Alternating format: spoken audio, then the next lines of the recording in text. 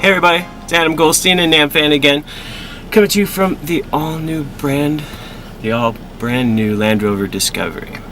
So, to be quite candid, I had my doubts about this car when I first saw it.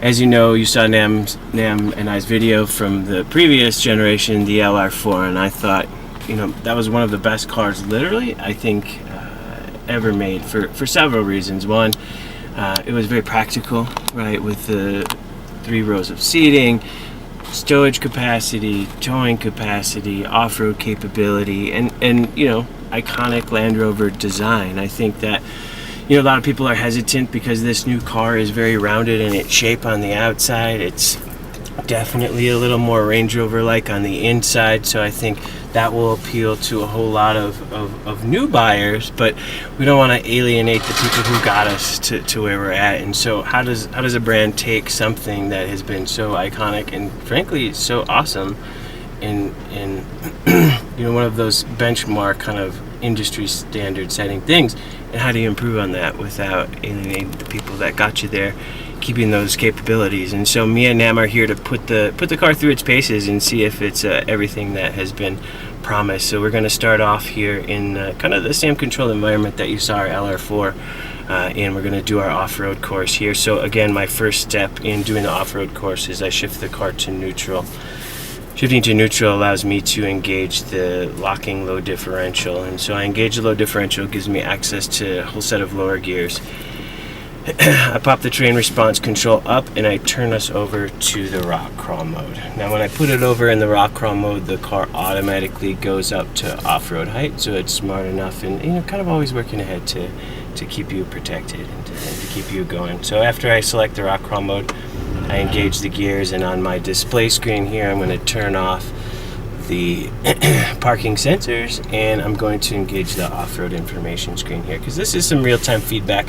Now we have some enhanced capabilities this year, so in addition to our updated graphic with our real-time wheel articulation reports here, you'll see both the differentials, how hard they're working, how high or low each individual tire is going, and then when one of those gets off the ground, that whole pylon thing will go orange.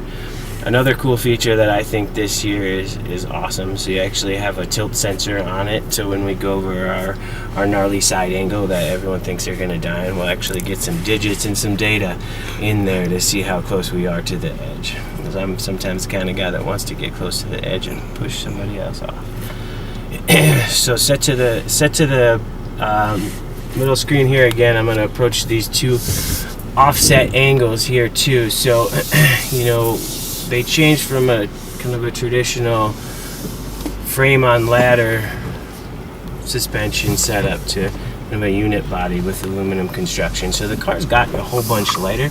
It's gotten about 1,000 pounds lighter, and as I creep up, my front left tire is on the crest of that bump, my back right tire's there, and I was able, ding ding, winner winner chicken dinner, to get the front right and the back left tires off the ground. So technically we're two-wheeling right now.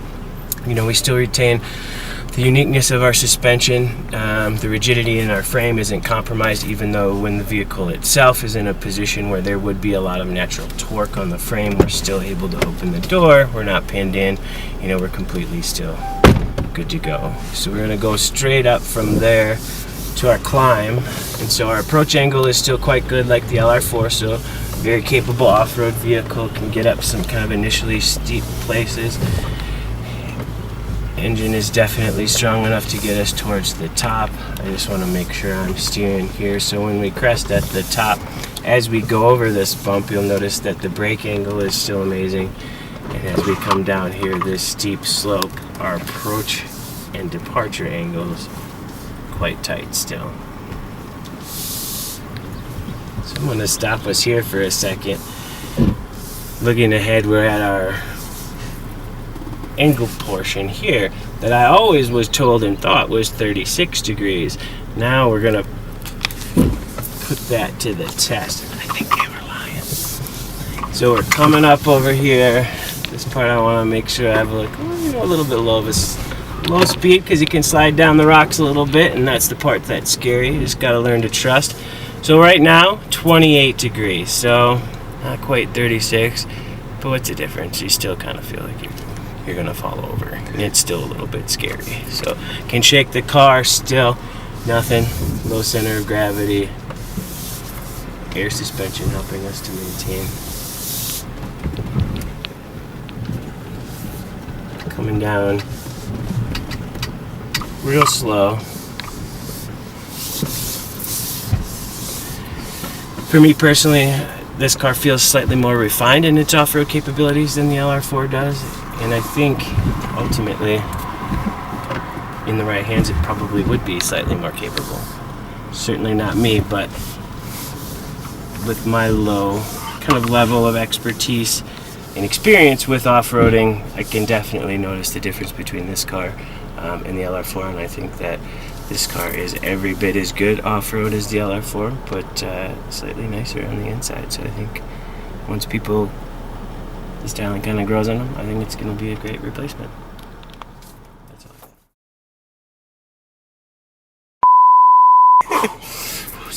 All right.